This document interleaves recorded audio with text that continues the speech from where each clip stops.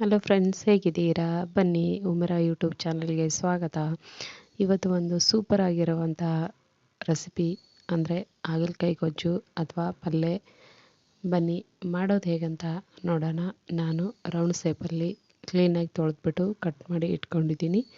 ತವ ಬಿಸಿ ಮಾಡಿದ್ನಲ್ವ, ಆ ತವದ ಮೇಲೆ ಹಾಕ್ಕೊಂಡು ಇದನ್ನ ಚೆನ್ನಾಗಿ ಹುರ್ಕೊಳ್ಳೋಣ. ಇದನ್ನ ಕೈ ಬಿಡದೆ ಚೆನ್ನಾಗಿ ಹುರ್ಕೊಳ್ಳಿ. ಇದು ಎಷ್ಟು ಚೆನ್ನಾಗಿ ಹುರಿತೀರಾ ಅಷ್ಟು ಚೆನ್ನಾಗಿ ಬರುತ್ತೆ. ಇದ್ರ ಮೇಲ್ಗಡೆ ಸ್ವಲ್ಪ ಎಣ್ಣೆ ಹಾಕ್ಬಿಟ್ಟು ನೀಟಾಗಿ ಹುರ್ಕೊಳ್ಳಿ. ಇದನ್ನ ಚೆನ್ನಾಗಿ ಹುರಿರಿ.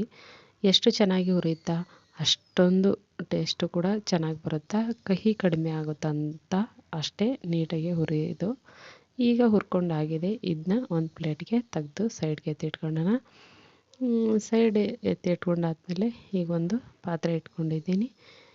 ಇದು ಪಾತ್ರೆನ ಸ್ವಲ್ಪ ತೆವಾಗಿದೆ, ಸ್ವಲ್ಪ ಇದಾಗಲಿ, ಇಲ್ಲಾಂದರೆ ಎಣ್ಣೆ ಇದಾಗ್ಬಿಡುತ್ತೆ. ಇದಕ್ಕೆ ಸ್ವಲ್ಪ ಎಣ್ಣೆ ಹಾಕ್ಕೊಳ್ಳೋಣ. ಒಂದೂವರೆ ಸ್ಪೂನಷ್ಟು ಎಣ್ಣೆ ಹಾಕ್ಕೊಳ್ಳೋಣ. ಈಗ ಈ ಎಣ್ಣೆ ಬಿಸಿ ಆದಮೇಲೆ ಈ ರೌಂಡ್ ಶೇಪಲ್ಲೇ ಕಟ್ ಮಾಡಿರುವಂಥ ಈರುಳ್ಳಿ ಸೇರಿಸ್ಕೊತಾ ಇದ್ದೀನಿ. ಈರುಳ್ಳಿನ ಚೆನ್ನಾಗಿ ಫ್ರೈ ಮಾಡ್ಕೊಳ್ಳಿ. ಈರುಳ್ಳಿ ಕಲರ್ ಚೇಂಜ್ ಆಗುವವರೆಗೂ ಇದನ್ನ ನೀಟಾಗಿ ಫ್ರೈ ಮಾಡ್ಕೊಳ್ಳಿ. ವಾಸನೆನೂ ಹೋಗಿರುತ್ತೆ, ಹಸಿ ವಾಸನೆ. ಇದಾದಮೇಲೆ ಇದಕ್ಕೆ ಸ್ವಲ್ಪ ಕಟ್ ಮಾಡಿರುವಂಥ ಕೊತ್ತಂಬರಿ ಸೊಪ್ಪು ಹಾಕೋತಾ ಇದ್ದೀನಿ.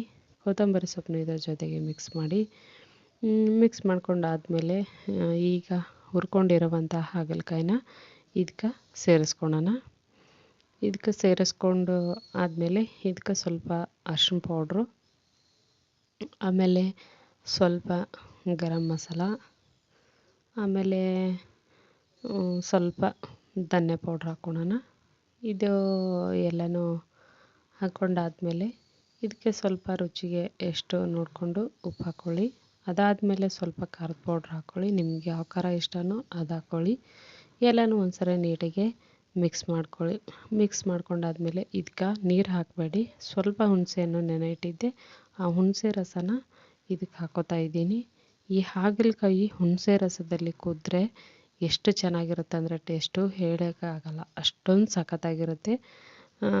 ನೀರು ಹಾಕಿಬಿಟ್ರೆ ಕಹಿ ಆಗುತ್ತೆ. ಹುಳಿ ಹಾಕಿದರೆ ಹುಳಿಯಲ್ಲಿ ಕುದ್ದು ಕಹಿ ಕಡಿಮೆ ಆಗಿರುತ್ತೆ, ಚೆನ್ನಾಗಿರುತ್ತೆ ಟೇಸ್ಟು ತಿನ್ನೋಕ್ಕೂ.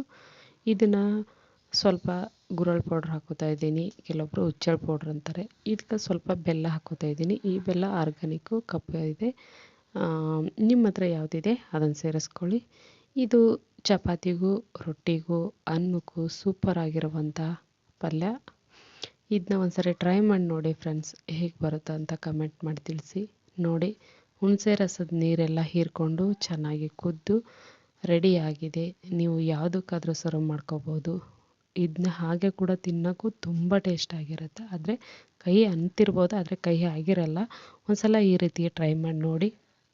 ಈ ರೆಸಿಪಿ ಹೇಗೆ ಆಯಿತು ಅಥವಾ ನಿಮ್ಗೆ ಹೇಗೆ ಅನ್ನಿಸ್ತು ಕಮೆಂಟ್ ಮೂಲಕ ತಿಳಿಸಿ. ನಮ್ಮ ಚಾನಲ್ನ ಸಬ್ಸ್ಕ್ರೈಬ್ ಮಾಡ್ಕೊಂಡು ಸಪೋರ್ಟ್ ಮಾಡಿ ಫ್ರೆಂಡ್ಸ್. ನೋಡಿದ್ದಕ್ಕಾಗಿ ವಿಡಿಯೋನ ತುಂಬ ಹೃದಯದ ಧನ್ಯವಾದಗಳು.